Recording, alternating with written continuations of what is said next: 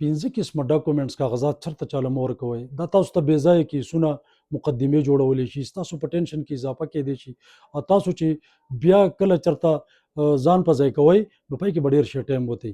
نمبر 1 اوریجنل شناختي کارت CNIC دا چېرته چاله تاسو مه ورکوئ. د دې په بنیاد باندې د ډېر شي داسې کارونه کولی شي چې هغه تاسو ته بیا درد سر ګرځېدی شي او بې ځایه تاسو په عدالتونو کې مقدمې او د کیسونو سره مخامخ کیدی شي. نمبر 2 چېرته چاله خپل خالي چک هسې د چک پاڼه مه ورکوئ او دا د چې ته وایي چې یار دا ما ساین کړی نه تاریخ مې نه لیکلی، خو دا تا ته ډېر مسلې جوړېدی شي، په دې باندې کرمینل کیس تاسو خلاف کیدی شي، نو دا چېرته مه کوئ. بل دا ده چې تاسو چېرته چاته د خپلې ځمکې اوریجنل پرد، خاص کر هغه پرد چې تاسو په خپله د کمپیوټر سنټر نه راغستی دا چاله مه ورکوئ.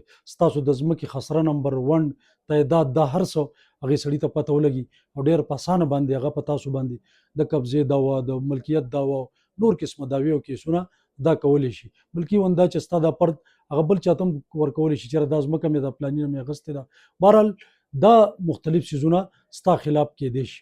بل دا ده 4 نمبر چې تاسو خپل د ګاډي اوریجنل ډاکومنټ خاص کر دا کارډ دا چاته مه ورکوئ، ځکه چې ډېر په اسانه باندې ستاسو دا ګاډی څوک بوځي او ورکولی شي، خرڅولی شي او یاره دا کارډ را سره دی او ته چې بیا وروستو ځان مالک ثابتوي نو ډېر شي کیسونه او عدالتونه او لویې کیسې به در سره بیا کېږي.